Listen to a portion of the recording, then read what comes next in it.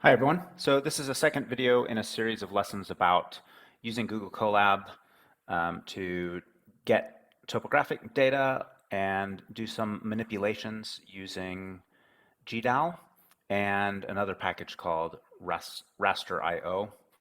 You could also call it rasterio, but I think you're supposed to call it rasterio.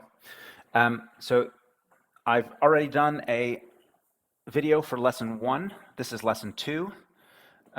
Like all these things, if I'm using Google Colab, I've got to do some precursor stuff. So I install a package called LSD Viz Tools, I install something called Conda Colab, and then I install some other bits here.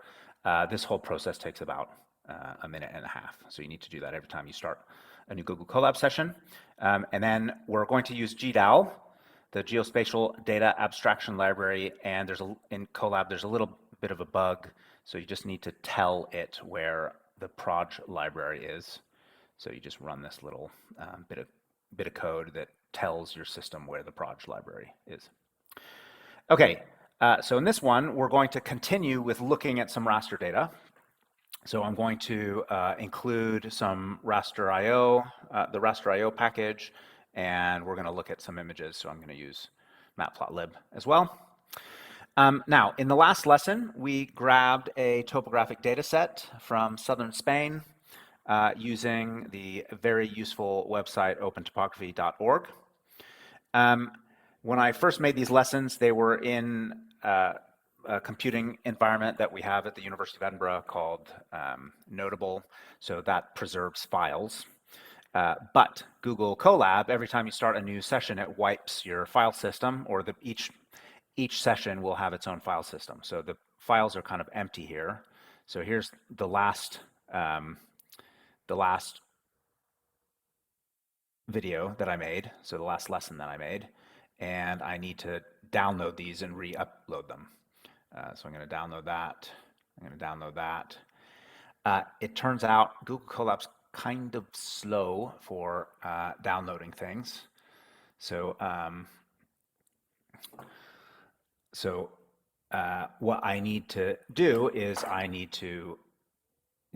well, you can download this and re-upload it, but it's probably just as fast to completely re-download the DEM from OpenTopography. Why did that block? Yeah, allow, done. Okay, I'm going to have to do this third time's the charm. Okay, so I've got these on my file system. Now I'm just going to need to upload them here, and I can drag and drop those things. So here's the hillshade. I'm going to drag and drop the hillshade. Okay, thanks very much.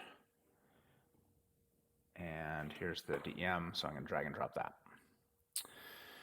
Again, Google Colab's not great for uploading files, but anyway, that's one of the weaknesses.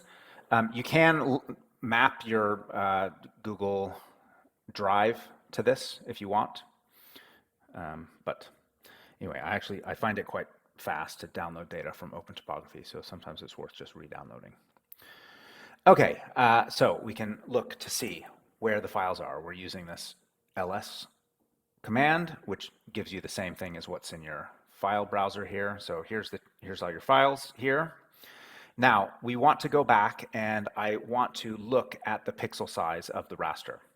In the last video, what I showed you was the hillshade. If you do the hillshade with this raw raster, it looks a bit weird. And the reason I said in the last video about this was because of the pixel size. So you can use rasterio to look at the pixel size. So it's .res in a rasterio file. So that's for resolution. But these are the pixel sizes. 0.0002777777. Yeah, so that is not in meters.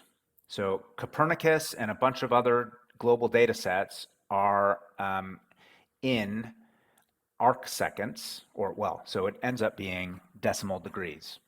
If you look at SRTM data, so the Shuttle Radar Topography Mission, the kind of grandfather of the global topographic data sets, you will see GL1 and GL3. That refers to arc seconds. So global arc 1 arc second, global 3 arc second. So those arc seconds are the size of a pixel, which happens to be, so GL1 is 0.002777777 decimal degrees. Yeah, and actually, I've even written down why it's that number. So it's 1/3600 of a degree. Okay, and there's a long description in this notebook that you can read about how that is the same as 30 meters when you project the data. Okay, what is a projection? The Earth is a sphere, yeah, and geographic coordinate systems, like the ones that use latitude and longitude, know the Earth is a sphere, and they put the position of your point on the Earth as a point separated by latitudes and longitudes. However, we often work with areas and distances, and we also want our maps to be flat. So these originally were developed because you don't tend to carry around a globe, you tend to carry around a flat map. So you needed a way to take a spherical surface and project it onto a flat map. So those are called projections, and they have coordinate systems that are called projected coordinate reference systems. And I've got a little bit of text about that here. How do geographers and GIS experts know which coordinate system they're using? Well, there's this code that everybody uses. It designates what the coordinate system is. It's called an EPSG code. And if you use these data enough, you will probably memorize some of these EPSG codes. There are two frequently used geographic coordinate systems. So again, that is using the Earth as a sphere. So one is EPSG 4326. So that is used frequently by global positioning systems and things like that. So that's called the WGS 84 geographic coordinate system. Another one that's really commonly used is something called 3857, EPSG 3857, which is the official name of that is the Web Mercator projection, and it's used by Google Maps and OpenStreetMaps. Now, there are other projected coordinate systems. So again, that is taking a spherical surface and projecting it onto a flat surface. And there's a few that will be used very commonly. Here's just three here. So the first one is EPSG 27700. That is the British National Grid. I'm at a British university, so we use British National Grid quite a lot. The other ones that are very common projected coordinate systems are the UTM coordinate systems, or Universal Transverse Mercator projection. So those start with either 326 or 327, depending on if you're on the northern or southern hemisphere, and then you've got two numbers after that that designate the zone. So depending on where you are on the Earth, it will have a different zone for this. And then finally, there's another one, which I'm going to use in this lesson, is 3034, which is a projected coordinate system that covers all of Europe. There's other ones for the United States as well. You can look those up. And there's lots of projected coordinate systems for all sorts of zones in the world. So basically, you could use a local one, like something for the United States or the British National Grid, or your country's coordinate system. But if you want to be fairly general, UTM is a good way to go. Okay, how do we change a raster's projection? You could go into your GIS, like QGIS or ArcMap, and you could change the projection that way. That is I find that annoying and slow. You have to click a lot of mouse. You have to use a lot of mouse clicks to do that. So when I'm doing projections and transformations, I always use gdal. So I've installed gdal here in Google Colab, and I'm going to use something called gdal warp to transform the coordinate system of the data I have. So to transform the data, you just say TSRS. So the T is for target, and it would be easier if it was coordinate reference system, CRS, but the syntax is TSRS. And then I tell it what EPSG code I want to transform it into. So this is this European coordinate system, projected coordinate system. So I'm going from this topographic data set, which is in WGS 84, into this new coordinate system that is now a projected coordinate system. So let's do that. Okay, so you'll see that that was pretty fast. Doing this is quite fast. It tends to be faster than either ArcMap or QGIS. It turns out QGIS, underneath the hood of QGIS, are the gdal command line tools. So if you do a projection or transformation in QGIS, you're actually calling these gdal calls. And actually, if you pay attention, if you're in QGIS and you do a transformation, it will actually print out at the bottom of the little window the gdal call. So I've just skipped the middle step and I go straight to the gdal call. Okay, the next step, I'm going to use rasterio and look at what is inside this new topographic data set. So that's the one I just projected. And if I print out the metadata, it will tell me all kinds of nice stuff, like this is a geotiff. The data type is a float data. This is how many rows and columns it has. And it also gives you the pixel size. So the pixel size is 25.85 meters in the X and Y direction. Now, it's supposed to be the Copernicus 30 DEM. Why is it 25 meters? Well, the pixel sizes change with latitude. So it's 30 meters around the equator. And that size changes as you go to different latitudes.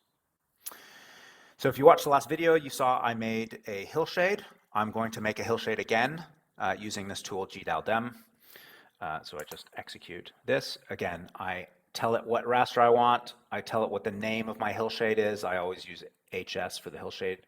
And I use this specific algorithm, which just looks better than the default algorithm.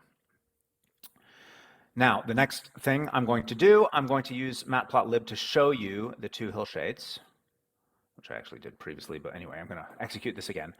And here, what you have is this quite weird looking hillshade from the original data and something that looks quite a bit more like a hillshade you would expect from this landscape. So the reason why, and I explained this in the last video, is that in the first hillshade, you're in that geographic coordinate system, so you've got pixels that it thinks are 0.00027, so that's a decimal degree, so each size is 0.00027, but the elevations are in meters, so you know that could be 500, 1,000 here. So you've got very tiny X and Y distances and huge vertical distances, so you get this very exaggerated looking hillshade. It looks a bit stupid on the left. On the right, now everything is in meters. So once you go to a geographic coordinate system, you transform everything to meters, and you get a hillshade that seems quite reasonable. Now, you will look on the left-hand side. The DEM is kind of tilted.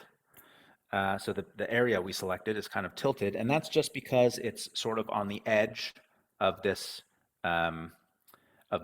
projection. So the projection kind of takes a triangular slice over Europe. If you were to take a DEM from Greece, it would kind of be pointed in the other direction. It would be sloping in the other direction because it's, if you'll imagine, it's projecting over a kind of cone that goes over Europe. Okay, so the next thing we should look at for this is a phenomenon that I call striping. And it's actually quite important to know about the striping effect. So I'm going to do a zoomed in plot of this area. So this is the projected coordinate system. And you'll see these little stripes through the topographic data. Okay, you will pretty much always get this if you gdal warp without a few specific commands. So here is a better gdal warp. Okay, what is this doing? So when you warp from a projected coordinate system to a or from a geographic coordinate system to a projected coordinate system, the centers of the pixels will not always lie exactly on one another because the pixels get a little bit distorted just because of the way the projection works. So you need to select how you're going to get the elevation of the pixel in a slightly different location. There are different methods to do that. So one is bilinear, so it does a bilinear interpolation. One is a cubic interpolation. The default is nearest neighbor. So the nearest neighbor in certain parts of the DEM, it will basically, the nearest neighbor will be sort of selecting twice, or you sometimes get the same pixel selected twice, and you get these little stripes of pixels where the nearest neighbor has kind of jumped. So you don't want that. You want to use either the cubic or the bilinear interpolation. If you don't use cubic or bilinear interpolation, you will always get this striping effect, which is not real. You don't want it. The other thing is that depending on where you are in latitude, the X and Y distances in the geographic coordinate system might be a bit different. So you want to tell this to warp onto square pixels. So to do that, you use this thing TR. So R is the resampling method, TR is the target resolution, and I have it 26 by 26. So I just run that, and I will get a new DEM. It'll appear eventually here. So that's a new DEM, which I've called cubic to designate that it's got a cubic resampling. So I'm just going to make the hillshade, and now let's plot this.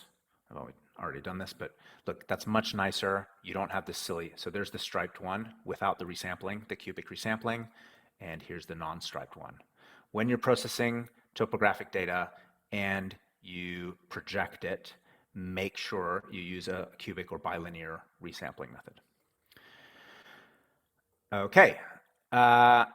And that will end this video. I also have a little example at the bottom of this doing everything using rasterio instead of using gdal, but actually, what's the point? Because gdal is just so much more convenient. So hopefully that will help you in processing your topographic data.